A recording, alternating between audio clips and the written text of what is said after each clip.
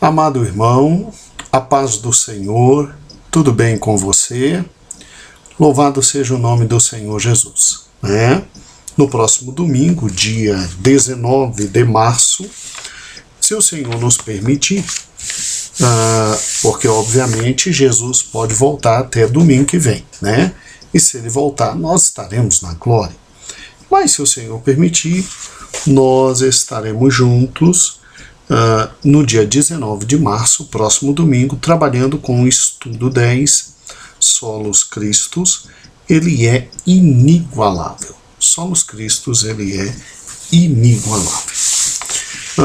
Veja que nós, por estarmos comemorando os 500 anos da Reforma e por estarmos comemorando os 50 anos do ministério, nós estamos indo a fundo naquilo que é o nosso símbolo, e o nosso símbolo de nossa igreja tem os 5 grandes gritos da Reforma. Já vimos sola Scriptura, agora estamos vendo Solos Christus, e a próxima revista nos trará a dimensão de sola gratia, né? O terceiro grande grito. Está muito bem feita, muito bem escrita, tudo direitinho, já está sendo objeto de impressão, e eu quero aproveitar e já anunciar aos irmãos como é que nós vamos proceder. Nesse domingo nós vamos ministrar a lição de número 10. No outro domingo, obviamente, tudo certinho como está no cronograma, que é o último domingo do mês, e que cai exatamente no dia 26 de março, nós vamos ministrar a lição número 11, que é a última lição de nossa revista, amém? E aí, dia 2 de abril, pelo correto, éramos para começar a nova revista. Por que não vamos começar? Porque já avisei que, em atenção ao pedido da maioria dos irmãos, uma maioria muito grande nos pediu, nós vamos pegar os 2 primeiros domingos de abril, que dão exatamente no dia 2 de abril e no dia 9 de abril, e vamos trabalhar com 2 lições extras que são objeto de pedido dos irmãos. A primeira lição referente àquela questão relacionada à tradição, a questão relacionada ao magistério da Igreja Católica e aos problemas que isso trouxe. Isso nós vamos trabalhar no dia 2, e no dia 9 nós vamos trabalhar com a questão do cânon, porque os católicos têm uma Bíblia com livros a mais, e será que eles estão corretos? Será que nós aqui estamos corretos? Nós vamos trabalhar com esses 2 assuntos que são essenciais. Os católicos, eles não creem que em Cristo terminou toda a revelação de Deus, como nós cremos. Eles creem que a revelação continua na tal da santa tradição e no tal do santo magistério. E aí nós vamos a fundo nisso para poder já resolver essa questão e retirar as dúvidas inúmeras que me foram lançadas. E vamos aproveitar no dia 9 de abril e vamos trabalhar com a questão do cânon, porque a Igreja Católica tem 72 livros na sua Bíblia e nós temos 66. O que foi que aconteceu? O que são esses livros? Como é que eles foram inseridos? E aí sim terminamos e começamos a nova lição. Por uma coincidência, eu não pensei nisso. Creiam, meus irmãos, eu não pensei nesse fato, mas por uma coincidência, terminando com esses 2 estudos extras, dia 2 e 9, a pedido dos irmãos. No dia 16 é o Congresso de Senhoras aqui na nossa querida igreja. Dia 16 é aquele Congresso Nacional da Sociedade de Senhoras. E aí o que acontece? Aí eu aproveito, durante o Congresso, que realizar-se-á na sexta 14, no sábado 15 e no domingo 16 de abril, nós temos o prazer de entregar para os irmãos a nova revista. E os amados irmãos têm o prazer de levá-la, né, para os seus queridos alunos. Então, distribuiremos a nova revista aqui.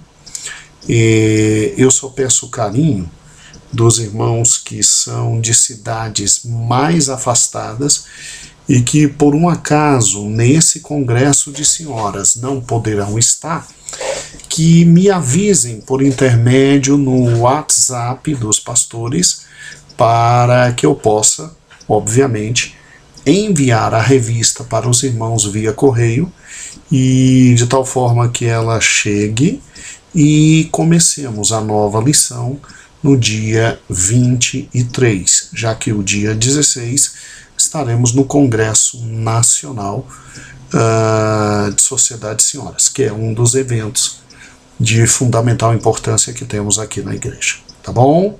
Então, feito esse esclarecimento, dia 23 de abril, então, começamos Sola Graça.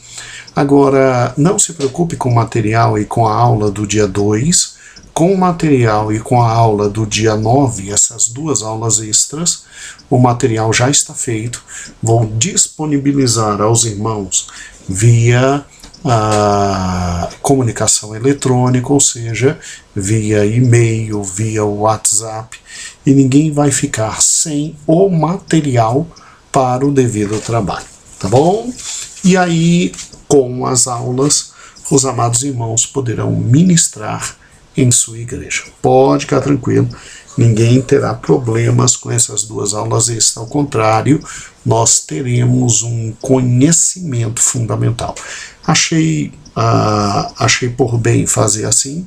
Alguns irmãos até podem me perguntar, mas pastor, então por que não colocou estes 2 conhecimentos na próxima revista? Eu não coloquei porque a revista já estava absolutamente fechada e já tinha começado a impressão da revista quando os irmãos me pediram exatamente tudo isso. Aí os irmãos me pediram e foi um pedido muito incisivo, daqueles pedidos que você não pode negar, porque você vê neste pedido uma direção do Espírito Santo, né? E quem somos nós para simplesmente dizer, não, temos já calendário fechado, isso a gente vê em outro momento. Realmente foram muitos irmãos pedindo auxílio nesses 2 temas, e nós vamos trabalhar esses 2 temas, né? Pelo correto, principalmente a segunda aula, a questão do cânon, né? Ou seja, porque a Bíblia católica tem mais livros que a evangélica, e realmente eu deveria ter escrito esta lição quando nós tratamos na primeira parte aqui desta revista do Sola Scriptura. Eu deveria ter realmente trabalhado com essa lição. Mas a gente vai crescendo à medida que o tempo vai passando e o Senhor vai cada vez mais nos aperfeiçoando e abençoando, tá bom? Então, dado esses recados, eu peço para que os irmãos, por gentileza, abram na página 73 em diante, e aqui nós temos o estudo número 10, que diz Solus Christus, ele é inigualável. Ele é inigualável. E trabalhando com a questão de que Cristo é inigualável, nós podemos então ter mais 6 grandes aspectos, 6 grandes provas, 6 grandes aspectos da grandiosidade que é nosso Salvador, Jesus Cristo. Qual foi a ênfase, qual foi o raciocínio desenvolvido nesta lição, que vai da página 73 até a querida página 77? Bem, a ênfase foi o seguinte: trazendo 6 grandes argumentos, porque os argumentos estão a partir do ponto 2, o que torna Cristo inigualável, né? De tal forma que a gente grite solos Christus, né? Solos Christus. O que é que torna Cristo inigualável? Então, eu coloquei aqui 6 grandes argumentos que fazem com que o Senhor Jesus Cristo se destaque em relação a qualquer outro ser humano que já existiu na face da Terra, e que o torne realmente único no tempo e no espaço, inigualável, portanto, e obviamente o ponha em posição de destaque, de tal forma que qualquer um que leia e com um mínimo de sinceridade mental, de sinceridade de raciocínio, veja que realmente Cristo se encontra numa posição absolutamente diversa, absolutamente próprio, absolutamente única, portanto sendo inigualável, e obviamente compreenda porque nós protestantes gritamos solos Christus e ninguém mais, ninguém mais. É por isso que a gente não grita Maria, a gente não grita por nenhum outro santo, a gente não tem em nossas igrejas as imagens dos santos como tem os católicos, e a gente literalmente só venera, só adora ao Senhor Jesus Cristo. Solos Christus e acabou. Solos Christus e acabou. Então vamos a esses 6 grandes argumentos. O que é que torna Cristo inigualável? Bem, na página 74 eu coloquei porque ele é o Filho amado. Ele é o Filho amado. Obviamente nós estamos usando como texto base para toda essa lição o texto que está escrito em Colossenses capítulo 1, versículo 1 ao 23. Então eu peço perdão aos irmãos de ter saído errado aqui, porque na página 74 nós colocamos Colossenses 1, de 1 a 13, mas na verdade eu preciso que os irmãos possam ir com o querido aluno não só até o 13, mas ir até o versículo 23. E muito bem, sem nenhum problema, retificações feitas, vamos à lição. O que é que torna Cristo inigualável? Primeiro, ele é o Filho amado. Aí vem um raciocínio extremamente simples. Mas pastor, tudo bem que é muito raro, mas a maioria dos pais que têm seus filhos normalmente os ama, né? Isso é que faz com que até quando o filho, infelizmente, enfrente momentos de terrível adversidade e se envolva em más companhias, em maus caminhos, mesmo assim pai e mãe ainda vão atrás e tentam salvá-lo, porque é muito difícil ter um filho que não seja amado por seus pais. Então, não vejo em que Cristo se torna único, singular e inigualável. Bem, é óbvio que se eu olhar sobre o ângulo de vista de quem ama, que são os pais, todo e qualquer filho sempre será um filho amado. Mas se o ângulo pelo qual eu olho é outro, é em razão do filho e de suas atitudes, que, obviamente, em razão de suas atitudes, tornam-no extremamente amado pelos pais, aí Cristo está com certeza num conjunto muito menor de filhos, né? Porque qual é o pai que não ama seu filho? Qual pai que não ama seu filho? Existe, é lógico que existe, mas não é a regra. O próprio Cristo disse que, mesmo nós sendo maus, sendo cada um de nós maus, nós ainda sabemos dar boas dádivas a nossos filhos. Por quê? Porque amamos. Então, todo filho, de regra, é um filho amado, porque está no grupo genérico daquele ser pelo qual o pai ama e dá a vida. Mas nem todo filho é filho amado se nós olharmos para as atitudes do dia a dia, as atitudes do cotidiano, e verificando as atitudes do cotidiano, analisemos como um filho age, se realmente ele traz para o seu pai orgulho ou se realmente ele traz para o seu pai dor e sofrimento. Daí a expressão filho amado se resume então a um grupo muito menor de gente. Porque, convenhamos, nos dias em que nós vivemos,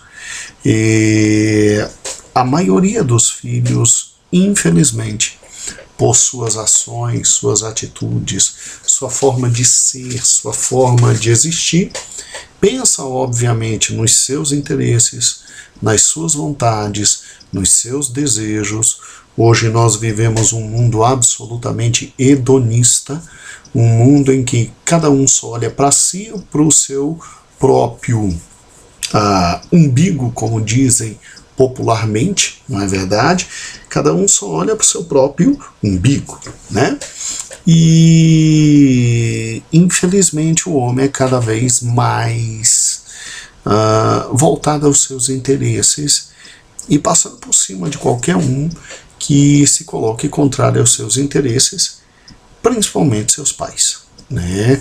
O primeiro que alguém passa por cima para se impor socialmente, na maioria das vezes, são seus pais. Então, se você parar e pensar, os filhos hoje não trazem muita alegria. Os filhos hoje, ao contrário, em sua quase maioria, trazem para os seus pais muita dor, muito sofrimento, muito desespero, muita angústia. Eu que trabalho dentro do Poder Judiciário, eu vejo isso todo dia. Eu vejo pais e mães chorando, sofrendo, em razão de filhos que não ouviram seus sábios conselhos e que estão, infelizmente, trazendo muita dor a seus pais. E aqui é que Cristo se torna inigualável. Inigualável por quê? Porque ele trazia felicidade ao seu pai. Sim, ele trazia felicidade ao seu pai. Mas, pastor, não, peraí. Tudo bem que Cristo participe de um grupo um pouco menor. Mas, por exemplo, pastor, eu também sempre lutei por trazer alegria, felicidade a meus pais. Então, meus parabéns, você faz parte desse grupo pequeno que se interessa por seus pais e deseja trazer a eles alegria. Mas eu tenho algo a lhe dizer que é muito sério. Você está muito longe de estar, pelo menos, perto do que foi Cristo. Por incrível que pareça, Cristo, quanto à sua vida prática, seu cuidado, seu amor, seu carinho, seu desvelo, sua abnegação, suas renúncias, Cristo nessa vida existiu para satisfazer todos e absolutamente todos os desejos de seu Pai, né? Como Cristo tem um Pai que é chamado Deus o Pai, e que os desejos de Deus o Pai são altíssimos e se relacionam com a redenção de toda a criação, Cristo se submete amorosamente a todos os desejos do Pai, realizando tudo o que ele podia realizar, tudo que estava a seu alcance. Ele chega a dizer que a comida e a bebida dele era fazer a vontade do Pai, e enquanto filho que abdica da existência em prol dos altos propósitos de seu Pai, Cristo é inigualável. Cristo é inigualável, né? Eu fiz questão de, inclusive, colocar algo aqui muito interessante. Cristo é o Filho que todo pai desejaria ter, né? Já no finalzinho ali do ponto 2.1, na página 74, eu coloquei isso. Cristo é o Filho que todo pai desejaria ter. Seu cuidado, seu amor, seu carinho, seu desvelo, sua abnegação, suas renúncias, somente para satisfazer os desejos do Pai. Veja que toda vez que o Pai se refere a ele, o Pai que é luz absolutamente pura, em que não há erro, não há engano, não há trevas, toda vez que o Pai se refere a ele, o Pai se refere a ele como alguém extremamente precioso, né? Eu coloquei isso de forma muito direta aqui na página 74. Página 74.2.1, lá em cima, né? De um lado tem comentário e introdução, do outro lado tem o ponto que eu quero para onde você vá agora, que diz, tal expressão demonstra a preciosidade de Cristo. Cristo era precioso para Deus, né? Cristo era precioso em razão de sua beleza. Cristo era precioso em razão de sua excelência e graça. Cristo era precioso em razão do seu nome, precioso por causa de suas palavras, precioso por causa de suas promessas, preciosos por causa de seus cuidados e ternura. Então veja que Cristo está muito acima de qualquer filho amado, na medida em que vive para que todos os projetos do Pai, que eram altíssimos, eles sejam alcançados. Cristo é, com certeza, inigualável, porque Cristo é o grande Filho amado de Deus, né? E veja que nós somos também filhos de Deus, porque a palavra de Deus diz que todo aquele que o recebeu, dele-lhes o poder de serem feitos filhos de Deus. Não nasceram da carne, não nasceram do sangue, né? Mas nós, quando aceitamos o nosso irmão mais velho como nosso único e suficiente Salvador, nós somos transportados do reino das trevas para o reino das luzes, como está em Colossenses, e nos tornamos filhos de Deus. E o que é lindo é exatamente isso.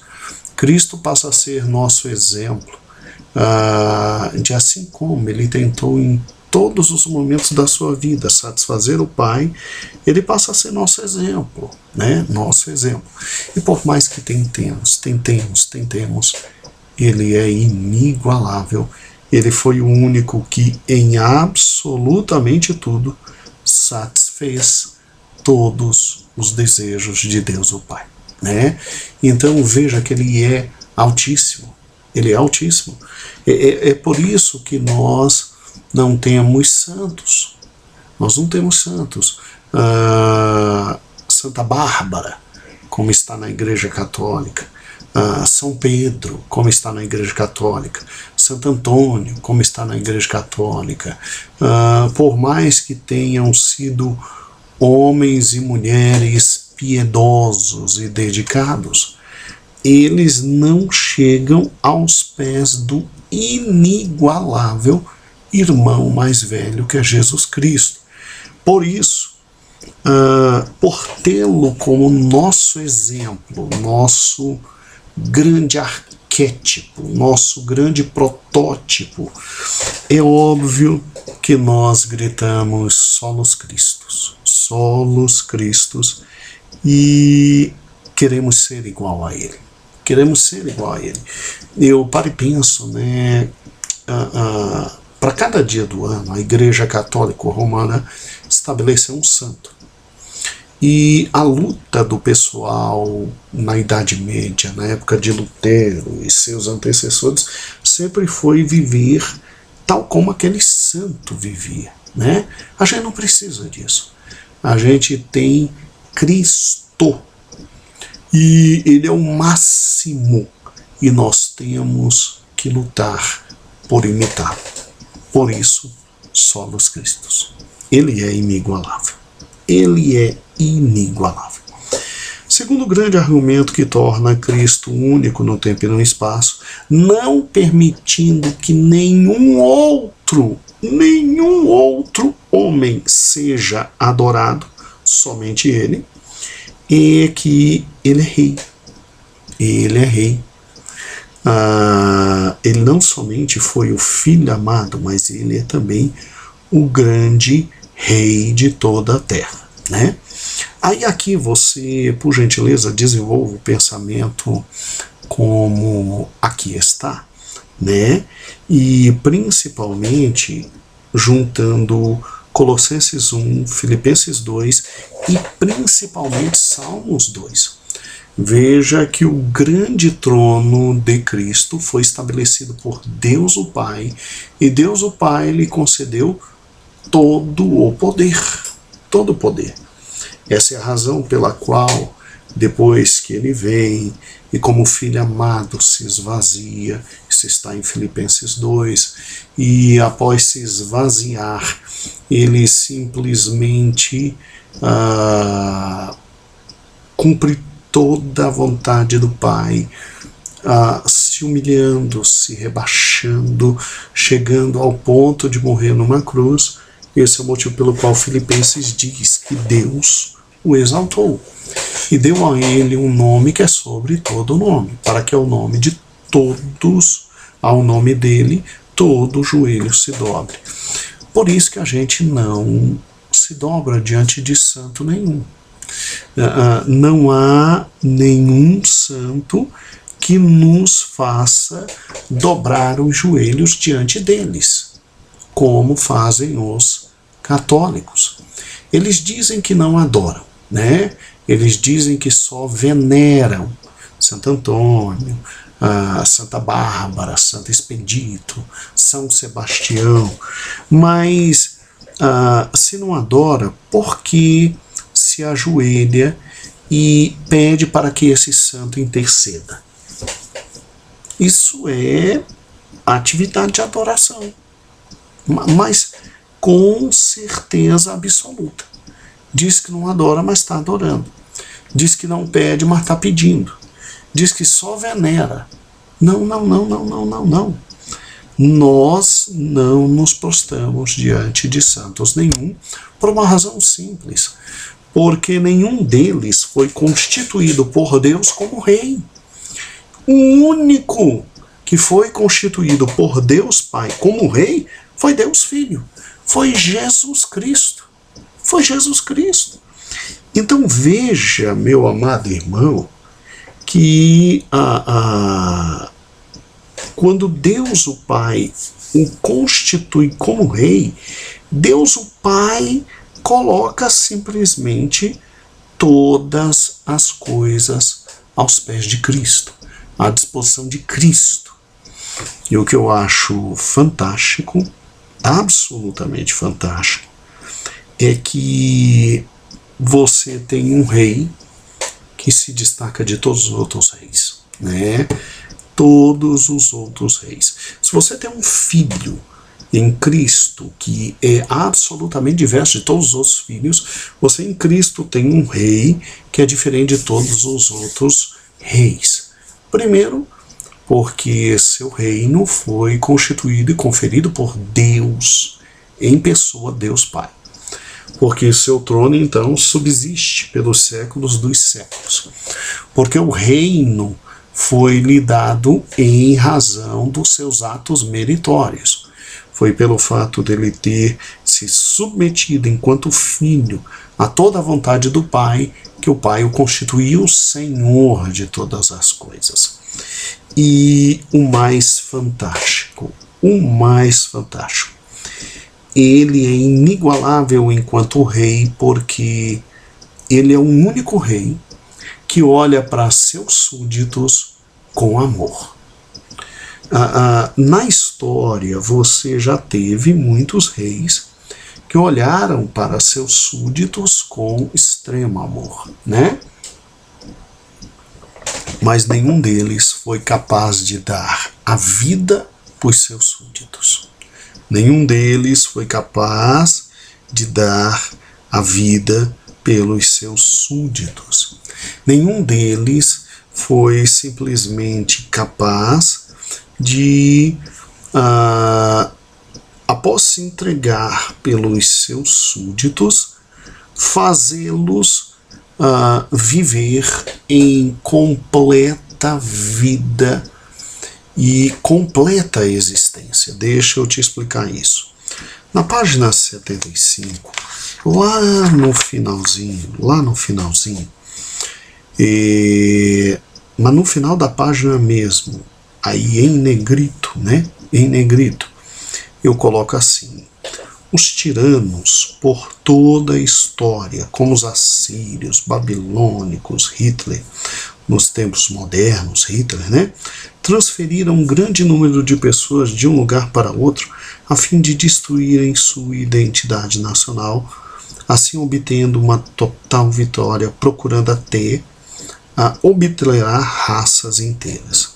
Cristo Jesus também transferirá um povo, mas não com o fim de obliterá-los, ou seja, prejudicá-los, mas sim elevá-los a um nível infinitamente alto. Olha que fantástico.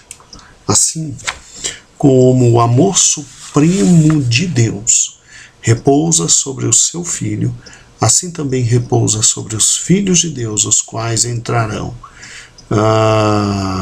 no mesmo reino de luz e receberão a mesma herança do Filho. Ele é inigualável, né? Então, nenhum outro rei na terra me faz curvar, nenhum outro santo da igreja me faz ajoelhar-me e adorar, porque ele é o grande rei, né? Ele é o único rei que foi capaz de dar sua vida pelo seu povo, para depois pegar esse povo e levá-los a uma existência absolutamente superior. Bastaria isso, ou seja, ele dá a vida por nós, morre por nós, derrama seu sangue por nós, nos justifica, nos abençoa e ainda está preparando o que há de melhor para nós, para cada um de nós, que é a vida eterna, Bastariam esses dois motivos para provar a grandiosidade de Cristo, que ele está muito acima de qualquer outro. Mas eu trouxe mais 4 argumentos. E esses 4 argumentos são já bastante conhecidos, daí não necessitar descer tanto a detalhes, mas eles são importantes. O terceiro argumento está na página 76, que diz: ele é o nosso Redentor. Ou seja, em Cristo nós temos o perdão definitivo de nossos pecados. E o que significa isso? Meu irmão, rapidamente, só lembrando, o pecado nos afastou de Deus? Sim, nos afastou de Deus. A grande consequência do pecado é o quê? É a morte eterna. Agora, se Cristo nos resgata do pecado, qual é a grande consequência? Vida eterna. Vida eterna. Eu te pergunto, que outro santo faz isso? Que outro ser faz isso? Então veja que ele é inigualável. Em Cristo nós temos o perdão definitivo de nossos pecados e obviamente que tal fato é fundamental para a vida eterna. Para a vida eterna. Que outro homem na terra fez isso? Nenhum. Quarto grande argumento é que ele é a imagem do Deus visível, e aí eu volto naquele ponto da querida revelação. Quando se diz que Cristo é a imagem do Deus invisível, se diz que, e se quer fazer entender que Deus se quis revelar por Cristo. Então, quer conhecer algo sobre Deus? Através de Cristo. Quer saber como Deus pensa? Veja Cristo. Quer entender o que Deus sente, o que Deus quer, o que Deus deseja? Olhe para Cristo. Ele é a expressa imagem do Deus invisível. Eu te pergunto, quem é um santo na Igreja Católica que é capaz de dele se dizer isso? Nem o Papa. Nem o Papa é a expressa imagem do Deus vivo. É por isso que a gente grita solos Christus. E agora, um ponto maravilhoso, que é a questão de Cristo ser o primogênito de toda a criação e o sustentador de toda a criação. Vamos trabalhar com isso. São os dois últimos argumentos. Como se nós precisássemos de mais argumentos. Bastariam esses 4 já teríamos motivos para estar de joelhos aos pés de Cristo. Mas Cristo é o primogênito de toda a criação. Então, o que significa isso? A expressão primogênito significa aquele primeiro, aquele que tem supremacia, aquele que veio antes de todas as coisas, aquele que existe antes de todos os outros. E quando a Bíblia diz que Cristo é o primogênito de toda a criação, ela quer dizer que Cristo existe antes de toda a criação. E que se ele existe antes de toda a criação, é lógico que, como botamos aqui, ele é Senhor de tudo. Ele é proeminente sobre todas as coisas. Ele é antes de tudo, antes de todos. Ele é, obviamente, supremo. O primogênito, na época em que a Bíblia foi escrita, o primeiro filho gerado, ele era aquele que ia comandar toda a família e que, quando da morte do pai, ele exatamente ficava com 2/3 da herança. Mas, pastor, peraí, e os outros filhos? Se dividia entre os outros, o 1/3 restante da herança. Mas o primogênito ficava com os 2/3 da herança. Tá ok? E aí o que acontece? Por que ele ficava com 2/3? Porque, por ter nascido antes, vindo antes, ele era considerado o mais importante, o sucessor, o senhor de todas as coisas. Então, entenda que antes que tudo existisse, Cristo já existia. Cristo é eterno, tal como o Pai é eterno. Então, Cristo é antes de todas as coisas, significando que então ele é Senhor de todas as coisas, ele é dono de todas as coisas, ele tem autoridade sobre tudo e todos. A Bíblia chega a dizer que todas as coisas foram feitas por ele e que sem ele nada do que foi feito se fez. Então, solos Christus. Meu amigo, a gente não tem outro. É lógico que nós temos autoridades eclesiásticas, é lógico que nós respeitamos os nossos pastores, é lógico que nós respeitamos os líderes que Deus colocou diante de sua obra. mas a autoridade suprema é nosso Senhor e Salvador Jesus Cristo. Solos Christus e acabou. E além de ser o primogênito, o Senhor de tudo, de todas as coisas, ele ainda é o sustentador de tudo.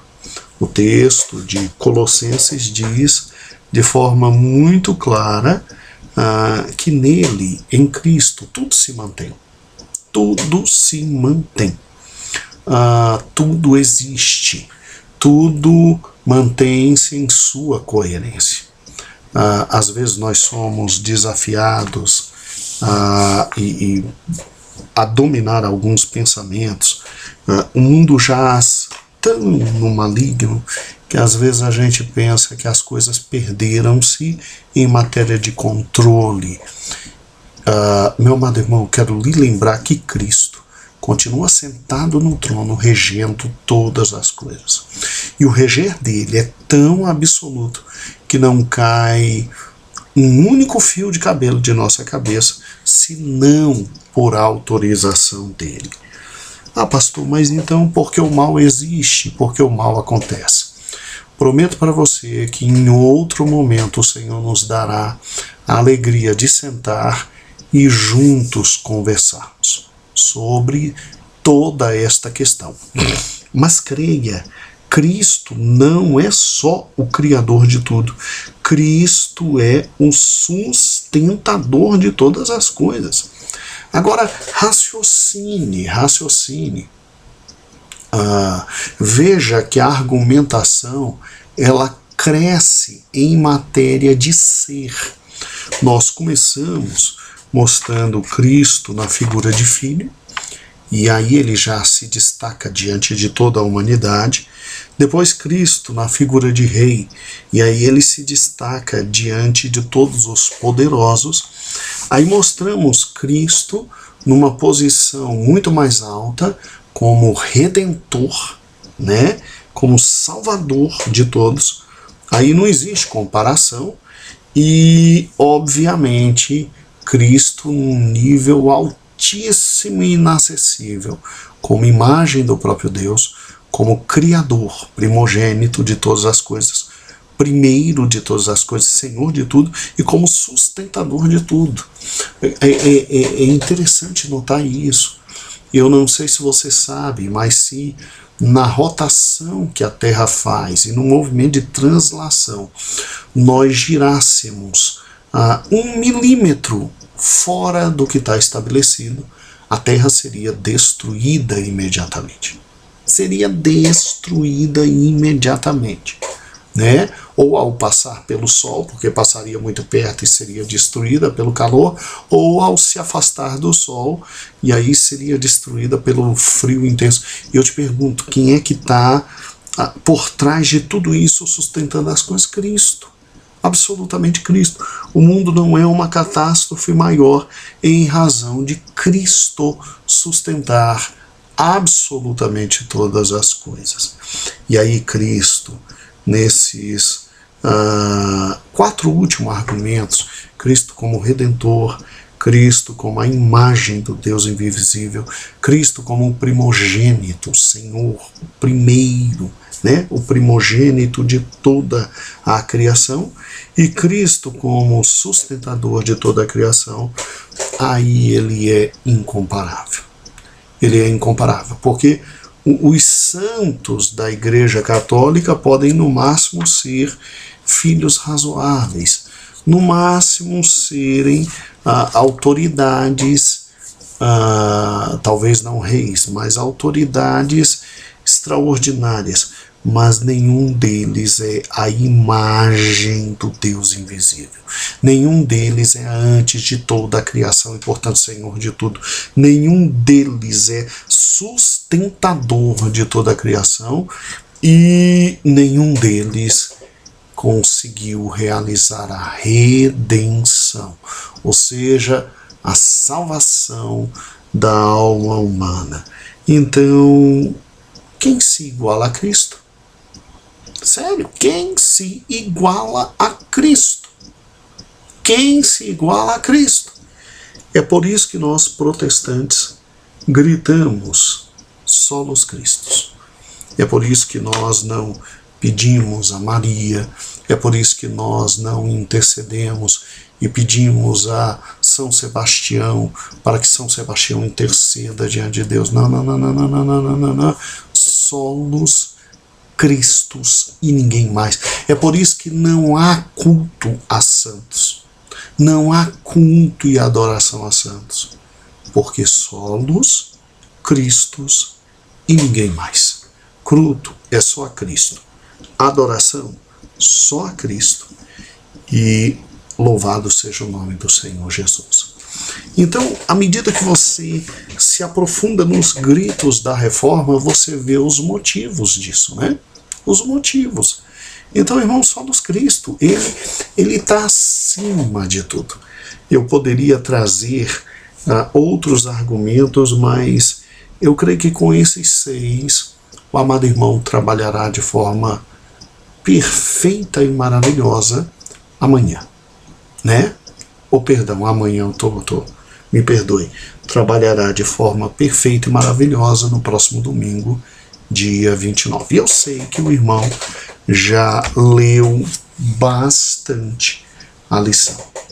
E aí, se o irmão quiser uma sugestão a mais, eu recomendo que o irmão termine, ao ler a conclusão, na página 77, com aquele hino. Porque dele, por ele, para ele são todas as coisas. A ele a glória, a ele a glória. E aí termine glorificando aquele que merece toda a nossa adoração. Lutero, Zwingli, Calvino, esses grandes homens de Deus, quando Knox, né, quando souberam